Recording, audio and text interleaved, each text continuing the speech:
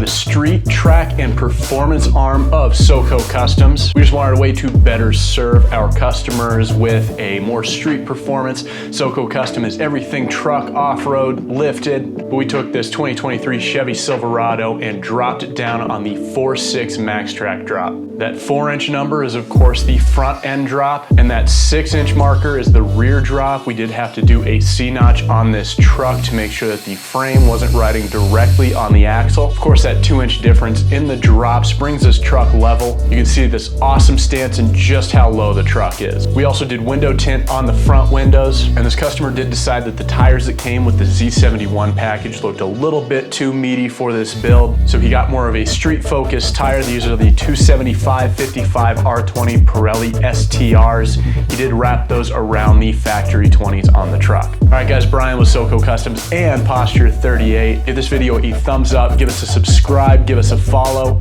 and we'll talk to you in the next video.